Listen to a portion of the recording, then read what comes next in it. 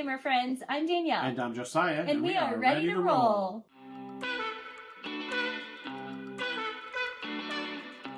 We're going to be talking about our different gaming groups. Yeah, we actually have quite a few gaming groups, and so I thought it would be kind of fun, like a get to know us sort of video on who we play with on a regular basis. First up is we play with our daughter Michaela and her fiance Talon. We've talked about them before in our videos because that's the group where it is 4 players. We get to play different types of games with them than in some of our other groups. Because a lot of games are, 2 to 4 players, and so we get to play with them. They're also big board gamers as well, and so we get to play a lot of different types of board games with them at that 4-player count. We don't get to meet with them quite as often as I would like. We try and get together once a month, but sometimes it ends up being like every other month because they are young and busy and have other things going on besides playing games with their parents. I can't imagine why. But yeah, so we really enjoy playing games with Michaela and Talon. Our next gaming group that we'll talk about is actually Danielle's family. Her dad, her mom, and her aunt, and then sometimes your niece. Yes. Plays with us. So we get 5, sometimes 6 players in that group. It's really fun. We play a lot of card games with that group. We enjoy it a lot. Yeah. My mom and dad and my aunt are all retired, and they are sometimes looking for things to do, and we thought it would be fun to start forcing them into playing games. But I think they've all really enjoyed it. So these are not people who came from playing a lot of games before, and so sometimes the games have to be a little bit simpler, but that doesn't mean that they're not a lot of fun. That's right. So we just do light rule sets and, like he said, a lot of card games. Also, we have to work around, like my dad has tremors in his hands. And so we have to be aware of that when we play games. So like a lot of game with little pieces or things like that wouldn't really be a good option for that. So we try and be really aware of that. Yeah, but we have so much fun, and we get to play with them maybe the most in person of any of our gaming groups. And so it's really nice to be able to have like a once a week game night with another gaming group. And so we really value that gaming group. Oh yeah, absolutely. It's a fun time, and it gives us a chance to spend time with them where we wouldn't maybe normally be able to do that. Yeah. So the next group that we want to talk about is our BGA group. So we have a couple of people that we play online with, and they are his nephews, Makobi and Isaac. We actually love to play games with Isaac and Makobi in person, but because we live in different places, we only get to do that about once a year. Once a year, yeah. Sometimes twice a year with Isaac. Isaac we get to see a little bit more, but Makobi lives really far from us, and so that's not something that we get to do very often. But now we get to play with them a lot more often on BGA, and so it's been really nice to be able to have that connection a lot more often.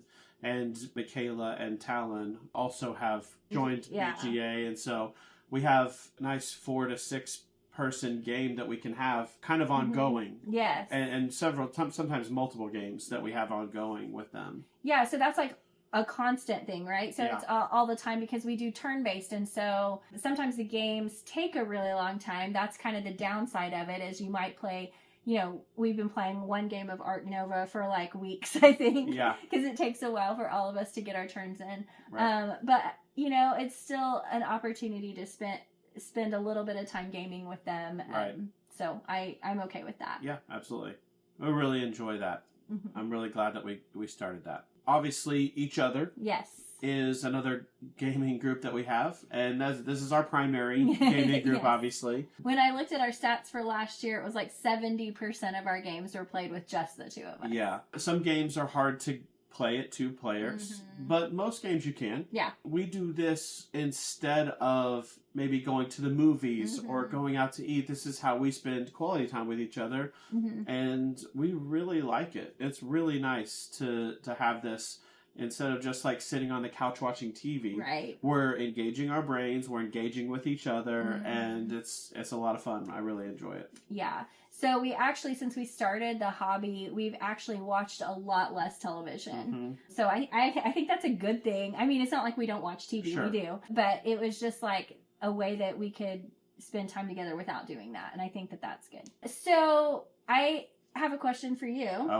Okay, so what size gaming group do you think is like if you could pick the most perfect size of gaming group, what would it be? I would probably say for most games, 3 or 4. Yeah. If you had to nail me down, I would say 4. Yeah, I know it's tricky. It is. I would say maybe for different style games, we should say, because like for like a big Euro style game that like takes a long time, max 3. Max 3. Because I even like a lot of them at 2. Yeah. Because you're not there waiting a really long time for your turn and things like that. But I do like the 3-player does really well on most of those. Yeah.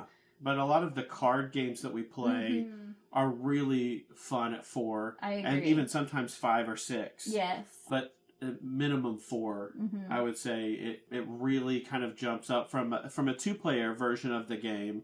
It's a lot better at 4. I agree with you. For a lot of the card games that we play.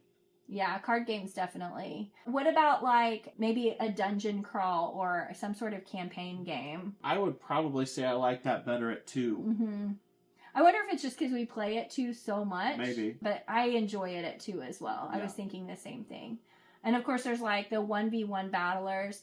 We have played like, say, a Dice Throne, which is typically a 1v1, but there's like a variant where you can play like 2v2. Yeah. So we have done that before. We have. And that was fun, but it wasn't as fun, I don't think, yeah. as a 1 versus 1. Yeah, and I think you could take every game and make a case for the best player count for it. Oh, for sure. So these are all generalizations. Yeah, definitely. There's exceptions to all of these, and like I said, each game individually may have a best at player count. They actually have that on BGG where you can go and put in your opinion of a game's and like what it's best at. Yeah. And I think that's a really helpful tool actually, because sometimes when I'm picking a game, I'll go on there and look and it says if it's best at 4, I may wait to purchase that game because I know, oh, well, we already have these games that we want to play when we have our 4-player game. Right. And so I don't want to add to that stack that we won't get to play together, or maybe it won't be as good together. That's right. As an example of one of these best at player count games is we talked about it in our Marvel Champions video. So we initially played Marvel Champions at 4,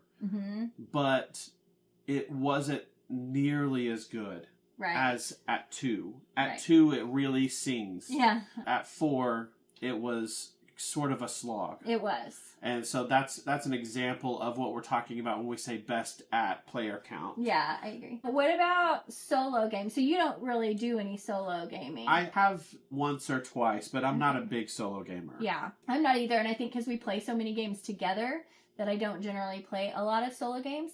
But I have played like Final Girl, which was fantastic. It's a great solo game.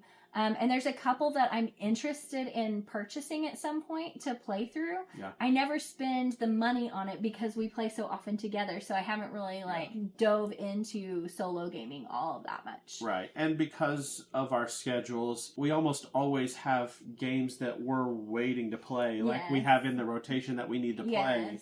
New games that it's hard to set aside. At least for me, it's a little bit more feasible for you. Yes. But for me, it's hard to set aside time to solo game when there's a lot of stacked up games that we need to play together. Yeah. I think you would be more likely to like start a video game. If you were going to play something solo, you would just be like, I'll just play a video game solo. That's right. Yeah. Because that's the vast majority of the video games you play are actually solo games. That's right. But I don't play a lot of video games because I'm really, really bad at them. And so I don't enjoy it because my brain does not work on, what is that called when it's like hand-eye coordination. I cannot get things to work the way that I want to, and so it's just frustrating. So typically, I only play video games if we're playing them together. So I would never solo a video game. Yeah. But I would be much more likely to get a board game out, and play that solo than I would be a video game. Yeah, and that's my preferred method of video game is solo. Yes. Instead of like the multiplayer online thing. Yeah, I hate those. Yeah. So that's a little bit about each of our gaming groups and what we think about the different player counts. If you enjoyed this video, please like and subscribe. Yeah, and tell us down below in the comments if you have any gaming groups. What is your favorite size? We'd love to hear about that. Thanks for watching. We'll see you next time. Bye. Bye.